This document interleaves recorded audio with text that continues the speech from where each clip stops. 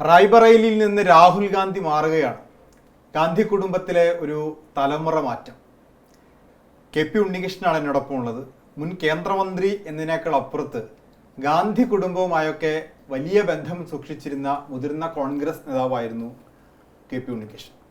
ഇപ്പോൾ അറിഞ്ഞു കാണുമല്ലോ, ഈ റായ്ബറേലിയിൽ നിന്ന് സോണിയാഗാന്ധി മാറുകയാണ്. രാഹുൽ ഗാന്ധിയാണ് മത്സരിക്കാൻ പോകുന്നത്. ഈ റായ്ബറേലി ഇന്ദിരാഗാന്ധിയുമായിട്ടൊക്കെ അടുത്ത ബന്ധമുള്ള ഒരു മണ്ഡലമായിരുന്നു. എന്താണ് ഇപ്പോൾ ഈ തലമുറ മാറ്റത്തെക്കുറിച്ച് പറയാനുള്ളത്? ഒന്നും പറയാനില്ല. അവരുടെ കാൽക്കുലേഷൻ എന്താണെന്ന് എനിക്കറിയില്ല. ഇത് ഹൈക്കമാൻഡ് തീരുമാനിക്കേണ്ട ഒരു കാര്യമാണ്.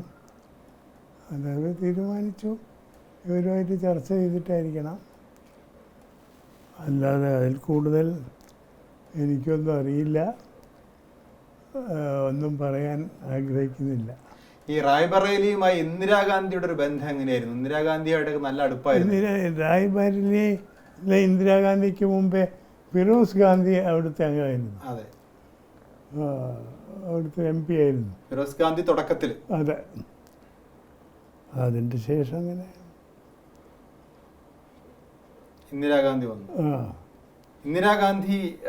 ഇന്ദിരാഗാന്ധിയോടൊരു അടുപ്പം എങ്ങനെയായിരുന്നു സൂക്ഷിച്ചത്? അതിങ്ങനെ പറയാൻ പറ്റുമോ എനിക്ക്? ഇന്ദിരാഗാന്ധി കോൺഗ്രസ് പ്രസിഡൻ്റായ മുതൽക്ക് ഞാൻ അവരുമായിട്ട് അടുത്ത ബന്ധമുണ്ടായിരുന്നു. അവർ പല എന്നെ ഉപയുക്തമാക്കിയിരുന്നു എന്ന് പറയാൻ പറ്റും. ഈ വടകരയിൽ മത്സരിക്കാനൊക്കെ നിർബന്ധിച്ചത് അന്ന് ഇന്ദിരാഗാന്ധി ആയിരുന്നു അല്ലേ? ഒന്ന് നിർബന്ധിച്ചതല്ല, എനിക്ക് ഇവിടുന്നൊരു സീറ്റ് വേണമെന്നുണ്ടായിരുന്നു. അത് 67-ൽ തന്നെ എനിക്ക് തരാമെന്ന് പറഞ്ഞതാ. അന്ന് കോൺഗ്രസ് ഡിവൈഡഡ് അല്ല, ഒന്നിച്ചാണ്. അപ്പോൾ അന്ന് കാമരാജാണ് പ്രസിഡന്റ്.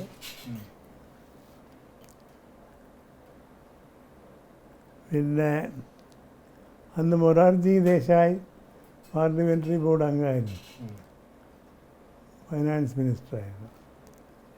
അദ്ദേഹം എനിക്ക് ടിക്കറ്റ് തരുന്നതിൽ ഒബ്ജക്റ്റ് ചെയ്തു. ഞാനൊരു കമ്മ്യൂണിസ്റ്റുകാരനാണ്. കമ്മ്യൂണിസ്റ്റുകാരനാണ്, എന്നെ മദ്യപിക്കും എന്നൊക്കെ പറഞ്ഞ്, പിന്നെ അതൊക്കെ പറഞ്ഞ് അദ്ദേഹം തെറ്റാണെന്ന് അദ്ദേഹം പ്രധാനമന്ത്രിയായതിന് ശേഷം അദ്ദേഹത്തിൻ്റെ ക്യാബിനറ്റ് കൊളീഗായിരുന്ന രവീന്ദ്രവർമ്മയോട് പറഞ്ഞു എന്ന് വർമ്മ എന്നോട് പറഞ്ഞിരുന്നു. അത് എന്നെ തെറ്റിദ്ധരിപ്പിച്ചതാണ്. അയാൾ കമ്മ്യൂണിസ്റ്റ് അല്ല. ഇടയ്ക്ക് എങ്ങനെയോ മദ്യപിച്ചിട്ടുണ്ടോയെന്ന് അറിയില്ല, അയാൾ മദ്യപാനിയല്ല എന്നൊക്കെ പറഞ്ഞു. ഇന്ദിരാഗാന്ധിയെ അങ്ങനെ തെറ്റിദ്ധരിപ്പിക്കാൻ പറ്റുമോ ആളുകൾക്ക്? ഞാൻ ഇന്ദിരാഗാന്ധിൻ്റെ കാര്യമല്ല പറഞ്ഞത്. മൊറാർജി ദേശായി ഇന്ദിരാഗാന്ധിയോട് പറഞ്ഞു കാണുമല്ലോ സീറ്റ് തരാതിരിക്കാൻ. അതെ, അത് മീറ്റിങ്ങിൽ, പാർലമെൻ്ററി ബോർഡിൻ്റെ മീറ്റിങ്ങിൽ ഓപ്പണായിട്ട് പറഞ്ഞല്ലേ. അപ്പം അന്ന് തീരുമാനം എടുക്കുന്ന ഇന്ദിരാഗാന്ധി അല്ല, കോൺഗ്രസ് പ്രസിഡന്റും ഒരു കമ്മിറ്റിയാണ്. കോൺഗ്രസിൻ്റെ പാർലമെൻ്ററി ബോർഡും. ഈ 67 നിഷേധിക്കപ്പെട്ട സീറ്റ് പിന്നീട് കിട്ടാൻ കാരണമായത് ഇന്ദിരാഗാന്ധിയാണ് അല്ലേ? അതെ, ഇന്ദിരാഗാന്ധിയും അന്ന് കോൺഗ്രസ് പ്രസിഡൻ്റായിരുന്ന ജഗ്ജീവൻ റാമു അല്ല. പക്ഷേ പാർലമെൻ്ററി ബോർഡിൽ അന്നത്തെ എല്ലാവരും എന്നെ സപ്പോർട്ട് ചെയ്തു. ഫക്രുദ്ദീൻ അലി അഹമ്മദ്, സിദ്ധാർത്ഥ് ശങ്കർ അവരൊക്കെ എന്നെ സപ്പോർട്ട് ചെയ്തു. ഇന്ദിരാഗാന്ധിക്ക് ഒരു പ്രത്യേക താല്പര്യം, വാത്സല്യം തോന്നാനുള്ള കാരണം എന്താണ്? എനിക്ക് പറയാൻ പറ്റില്ല. അങ്ങനെ ആളുകളുമായിട്ട് അടുത്ത ബന്ധം പുലർത്തുന്ന, ഇങ്ങനെ വ്യക്തിബന്ധങ്ങൾ സൂക്ഷിക്കുന്ന ഒരാളായിരുന്നു ഇന്ദിരാഗാന്ധി. കുറേയൊക്കെ ഉണ്ടായിരുന്നു, എല്ലാവരോടും ഇല്ല. അതൊക്കെ ഞാനെങ്ങനെ പറയുക? ആരോടാ ബന്ധത്തിനെ കുറിച്ചൊക്കെ ഞാൻ അഭിപ്രായ വ്യത്യാസം പ്രകടിപ്പിച്ചപ്പോഴും അവർ എന്നെ സപ്പോർട്ട് ചെയ്തിരുന്നു. ഞാൻ ഈ എമർജൻസിക്കെതിരാണെന്ന് പറഞ്ഞപ്പോഴും പല കോൺഗ്രസ്സുകാരും എന്നെ എതിർത്തു. അപ്പോൾ അവർ പറഞ്ഞത് ചെയ്യേണ്ട, അവർക്ക് അദ്ദേഹത്തിന് പറയാനുള്ള അവകാശമുണ്ട്, അദ്ദേഹം വിനിയോഗിക്കുന്നു, നമ്മളൊക്കെ ചെയ്യുന്നില്ല എന്നുള്ള വേറെ കാര്യം. ഇന്ദിരാഗാന്ധി പക്ഷേ മറ്റുള്ളവർ കൂടെ നിർത്തുമെങ്കിലും അവർ പറയുന്നൊന്നും കേൾക്കില്ല. ഈ സിൻഡിക്കേറ്റ് ആളുകളൊന്നും പറയുന്നത് കേട്ടിരുന്നില്ല അല്ലേ? സിൻഡിക്കേറ്റ് എന്ന് പറഞ്ഞാൽ അത് സിൻഡിക്കേറ്റ് വേറെ ആയിരുന്നില്ലേ, ഇന്ദിരാഗാന്ധിൻ്റെ കൂടെ അല്ലല്ലോ. ഇന്ദിരാഗാന്ധിയെ അവർ ഉപയോഗപ്പെടുത്താൻ ശ്രമിച്ചല്ലോ. അതൊന്നും നടന്നില്ല. ഇന്ദിരാഗാന്ധിക്ക് ശേഷം സോണിയാഗാന്ധിയിലേക്ക് എത്തിയപ്പോഴേക്കും കോൺഗ്രസിനുണ്ടായൊരു മാറ്റം എന്താണ്? വലിയ മാറ്റം. റായ്ബറേലിയിൽ ഇന്ദിരാഗാന്ധി മാറുന്നു, സോണിയാഗാന്ധി വരുന്നു. റായ്ബറേലി മാത്രമല്ല, കോൺഗ്രസിൽ തന്നെ. ഇന്ദിരാഗാന്ധി മരിച്ചതിന് ശേഷമാണ് സോണിയാഗാന്ധി വന്നത്. അതെ, 2004. അതിന് കോൺഗ്രസിലെ മറ്റു നേതാക്കളാണ് ഉത്തരവാദികൾ. അത് അന്നത്തെ പ്രധാനമന്ത്രിയായിരുന്ന നരസിംഹറാവുവിനെതിരായിട്ടുള്ളൊരു നീക്കമായിരുന്നു. നരേന്ദ്ര തിവാരി, അർജുൻ സിംഗ്, ഷീലാ ദീക്ഷിത് തുടങ്ങിയവരെ. അതോടുകൂടി കോൺഗ്രസിന്റെ വേറൊരു കാലഘട്ടത്തിലേക്കാണ് പോയത് അല്ലേ? അതെ. അതെങ്ങനെയാ കാണുന്നതിനെ? ഏതായാലും അത് വലിയ നേട്ടങ്ങളൊന്നും ഉണ്ടാക്കിയിട്ടില്ല, ഗുണകരമായിരുന്നില്ല. അവിടുന്ന് രാഹുൽ ഗാന്ധിയിലേക്ക് എത്തുമ്പോഴോ? രാഹുൽ ഗാന്ധിയിലേക്ക് അങ്ങനെ എത്തിയെന്ന് പറയാൻ പറ്റുമോ? രാഹുൽ ഗാന്ധി ഇവരുടെ മകനായിട്ട് എങ്ങനെയുണ്ട്, പ്രിയങ്ക ഗാന്ധി. ആ ഒരു കാലഘട്ടം മാറുമ്പോൾ കോൺഗ്രസിനൊരു വളർച്ചയിലേക്ക് എത്താൻ എന്ത് ചെയ്യണമെന്നാണ് ആഗ്രഹിക്കുന്നത്? ഈ ഗാന്ധി കുടുംബത്തിൽ തന്നെ കറങ്ങി നിൽക്കുന്നതാണോ നല്ലത്, അല്ലെങ്കിൽ സംഘടനാപരമായിട്ട് പഴയ പോലെയൊക്കെ വളരണമെന്നാണ്? വേണമെന്നാണ് എൻ്റെ അഭിപ്രായം. അല്ലെങ്കിൽ നിൽക്കില്ല. എന്നിട്ടും അത് വലിയ ഒരു ഫോഴ്സാണ്. എന്നും സീറ്റ് കുറഞ്ഞാലും അധികമായാലും.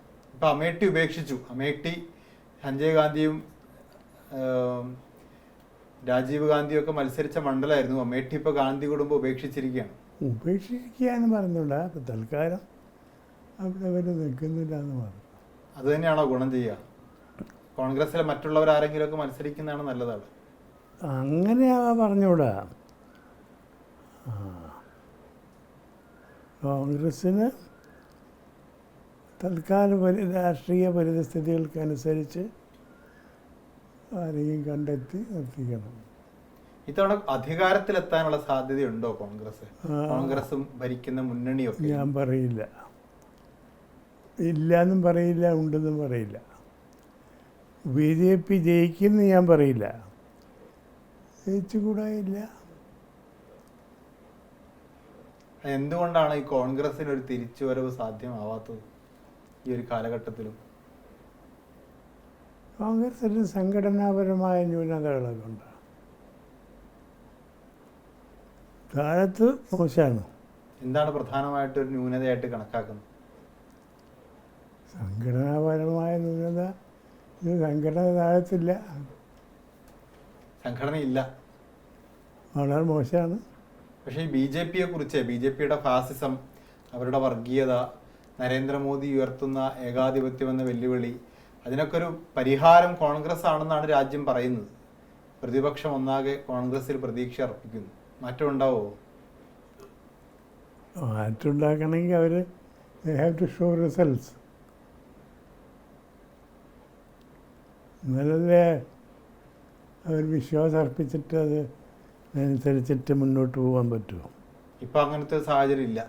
ഇപ്പോൾ വന്നിട്ടില്ല, വരാം, ഒന്നുകൂടെ ഇല്ല. ഒരു കാലത്ത് ഇന്ത്യ എന്നാൽ ഇന്ദിര എന്നാണ് പറഞ്ഞിരുന്നത്, അല്ലെങ്കിൽ ഇന്ത്യ എന്നാൽ കോൺഗ്രസ് എങ്കിലും ആയിരുന്നു. ഇന്നിപ്പോൾ അതൊന്നും അല്ലാണ്ടായിരിക്കുകയാണ്. ഒരു പ്രതാപകാലത്ത് നിന്ന് അതിങ്ങനെ അസ്തമിച്ച് വരികയാണോ എന്നൊരു ഭയം. പ്രതാപകാലത്തെ ഇതില്ല എന്നുള്ളത് തീർച്ചയാണ്. പക്ഷേ എങ്ങനെ മുന്നോട്ട് പോകുമെന്ന് അറിയില്ല. പറയാനായില്ല. ഇന്ദിരാഗാന്ധിയുടെ ഈ സ്വേച്ഛാധിപത്യപരമായിട്ടുള്ള ആ എമർജൻസി കാലഘട്ടമൊക്കെ കോൺഗ്രസിന് വലിയ ക്ഷീണമായിരുന്നു. അതിന് ശേഷമാണ് അതിനൊരു തകർച്ച തുടങ്ങിയത്. അത് മാത്രമല്ല, പല സംഭവങ്ങളുണ്ടായി. ഇന്ദിരാഗാന്ധിനെ കൊലപ്പെടുത്തി, രാജീവ് ഗാന്ധിനെ കൊലപ്പെടുത്തി. അങ്ങനെ പല സ്റ്റെപ്പായിട്ട് പല മാറ്റങ്ങളും ഉണ്ടായി. നരേന്ദ്രമോദി ഭരണത്തെ എങ്ങനെയാണ് കാണുന്നത്? ഇനിയും ഒരിക്കൽ കൂടി നരേന്ദ്രമോദി വരുന്നു എന്നുള്ളത് വരാതിരിക്കട്ടെ എന്ന് പ്രാർത്ഥിക്കുകയാണ്. എന്തുകൊണ്ടാണ്? അദ്ദേഹം ഇന്ത്യക്ക് പറ്റിയ പ്രധാനമന്ത്രിയല്ല. ഇന്ത്യയുടെ ഭരണഘടന തത്വങ്ങൾക്കെതിരായ പ്രധാനമന്ത്രിയാണ്. ഇന്ത്യയിലെ ജനങ്ങളെ കൂട്ടി നിർത്തി ഒന്നിച്ച് മുന്നോട്ട് പോകാൻ അയാൾക്ക് കഴിയില്ല. അത് കോൺഗ്രസിനെ പറ്റുക. അതെ, കോൺഗ്രസിനും മറ്റു പാർട്ടികളും. ഈ വയനാട്ടിലും രാഹുൽ ഗാന്ധി മത്സരിച്ചു. ഇപ്പൊ വീണ്ടും റായ്ബറേലിയിൽ പോയി മത്സരിക്കുന്നു. ഈ രണ്ടിടങ്ങളിലൊക്കെ മത്സരിക്കുന്നതിന്റെ അത് ഇന്ദിരാഗാന്ധി മത്സരിച്ചിട്ടുണ്ട്. അത് ശരിക്കും ഗുണകരമാണോ? ശരിക്കും ഗുണകരം എന്ന് പറഞ്ഞാൽ പാർട്ടിക്കും സംഘടനയ്ക്കും ഒക്കെ സംഘടനാപരമായ ന്യൂനതകളുണ്ട് എന്ന് പറഞ്ഞല്ലോ. ഇതൊരു വ്യക്തിയുടെ കാര്യമാണ്. അദ്ദേഹത്തിന് യു പിയിൽ ഒരു ഹോൾഡ് വേണമെന്ന് അവർ തീരുമാനിച്ചിരിക്കണം. അത് വേണമെങ്കിൽ ആരെങ്കിലും ഒന്ന് വേണം. അതിപ്പം എങ്ങനെ ഇരിക്കുന്നത് കാണണം. ഈ അമേഠി നഷ്ടപ്പെടുത്തിയത് രാഹുൽ ഗാന്ധിയാണ്. അപ്പൊ അവിടെ അത് തന്നെ ഞാൻ പറയില്ല. രാഹുൽ ഗാന്ധി അവിടെ പോയി നിൽക്കണോ, കണ്ടിരുന്നോ എന്നുള്ള ചോദ്യമുണ്ട്.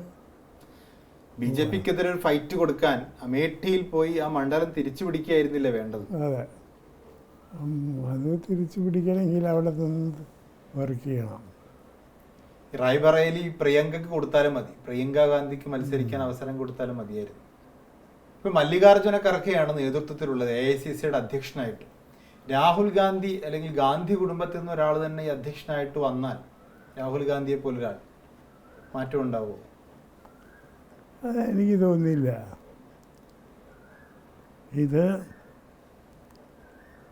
അത് ഒരു പോയിന്റിന് മാത്രം ഒതുങ്ങി നിൽക്കുന്നതല്ല. ഞാൻ പറഞ്ഞ മാതിരി സംഘടനാപരമായ ന്യൂനതകളൊക്കെ മാറ്റി സംഘടന കെട്ടിപ്പടിക്കാനുള്ള ഒരാവേശം കാണിക്കണം. ഇന്ത്യ മുന്നണിയാണല്ലോ BJP-യെ നേരിടാൻ വേണ്ടി സജ്ജമാക്കിയിട്ടുള്ളത്. അതിൽ CPM-ന് എത്രത്തോളം പങ്കാളിത്തം ഉണ്ടാവും ഇത്തവണ കേരളത്തിന്റെ? CPM-ന് വലിയ പങ്കാളിത്തമൊന്നും ഉണ്ടാവില്ല. CPM ഇവിടെ അല്ലാണ്ട് വേറെ എവിടെയുള്ളത്? ഇവിടെ അല്ലാണ്ട് വേറെ ഏത് സ്റ്റേറ്റിലുള്ളത്? അപ്പോൾ പിന്നെ എങ്ങനെയാണ് CPM-നൊരു റോൾ ഉണ്ടാവുക? ഈ BJP മാറണമെന്ന് ആഗ്രഹിക്കുന്നവർക്ക് ഇപ്പോൾ ആശ്വസിക്കാനുള്ള വകയൊന്നും കാണുന്നില്ല എന്നുള്ളതാണ് അല്ലേ? ആശ്വസിക്കാൻ ശുഭാപ്തി വിശ്വാസം നല്ലതാണ്. റിസൾട്ട് വരുന്നവരെ ജൂൺ 4 വരെ തൽക്കാലം മറ്റു വഴികളൊന്നുമില്ല. ഈ ഇന്ദിരാഗാന്ധിയുമായിട്ടുള്ള ബന്ധത്തെക്കുറിച്ച് കൂടി പറഞ്ഞ് അവസാനിപ്പിക്കുക. ആ ഇന്ദിരാഗാന്ധി വടകര താങ്കൾക്ക് മത്സരിക്കാനുള്ള അവസരം മാത്രമല്ല, അതുപോലെ കേന്ദ്രമന്ത്രി സ്ഥാനം അതിലേക്കൊക്കെ നയിച്ചിട്ടുണ്ട്. അപ്പോൾ അവരെ കുറിച്ച് എന്താണ് ശരിക്കും വ്യക്തിപരമായ ഒരു അഭിപ്രായം? എങ്ങനെയായിരുന്നു ഇന്ദിരാഗാന്ധിയെ കണ്ടിരുന്നത്? അവർ വളരെ എന്നോട് ഉള്ള ബന്ധം വളരെ നല്ല ബന്ധമായിരുന്നു. അതേ എനിക്ക് പറയാൻ പറ്റൂ. ഒരു രാഷ്ട്രീയ നേതൃത്വം എന്ന രീതിയിൽ എങ്ങനെയായിരുന്നു? നേതാവ് എന്ന രീതിയിൽ ഇന്ദിരാഗാന്ധിയുടെ ഒരു നേതാവ് എന്ന നിലയിൽ വലിയ സംഘടനാ പാഠവും ഒക്കെ കാണിച്ച ഒരു നേതാവാണ്. അത് ജവഹർലാൽ നെഹ്റുവിൻ്റെ മകൾ എന്ന നിലയ്ക്ക് മാത്രമല്ല, വ്യക്തിപരമായി എന്നെപ്പോലുള്ള പലരും കണ്ട ഒരു ഗുണമാണ്. അത് പിന്നീട് അങ്ങനെ ഒരാൾ ഉണ്ടായിട്ടില്ല. സോണിയാഗാന്ധി, രാഹുൽ ഗാന്ധി ഒന്നും വന്നപ്പോഴും. ഇല്ല. ഇനി അങ്ങനെ ഒരു സാധ്യതയുണ്ടോ? അത് ഞാൻ എങ്ങനെ പറയാം. പ്രിയങ്കയിലെങ്കിലും പ്രിയങ്കയുടെ രൂപത്തിലൊക്കെ ഇന്ദിരാഗാന്ധിയെ പോലെ ഉണ്ട് കുറച്ചൊക്കെ. അവർ പെർഫോം ചെയ്ത് കാണിക്കണമല്ലോ ശരിക്കും. അതെ, രൂപം കൊണ്ട് കാര്യമില്ല. അങ്ങനെ പെർഫോമൻസ് പ്രതീക്ഷിക്കാവോ പ്രിയങ്കയിൽ നിന്ന്? നമുക്ക് പ്രതീക്ഷിക്കാം എന്നാണ് ഞാൻ. അങ്ങനെ വിശ്വസിക്കാനാണ് ഇഷ്ടം. ഓ, അപ്പോൾ ഏതായാലും ഗാന്ധി കുടുംബവുമായിട്ട് അദ്ദേഹത്തിന് ഒരുപാട് ഓർമ്മകളുണ്ട്. പക്ഷെ ചിലതൊന്നും പറയാൻ പറ്റില്ല എന്നുകൂടി സൂചിപ്പിക്കുന്നുണ്ട് അല്ലേ, ചില ബന്ധങ്ങൾ, ചില കാര്യങ്ങൾ. അപ്പോൾ വലിയ നന്ദി. അല്പനേരം താങ്ക്സ്.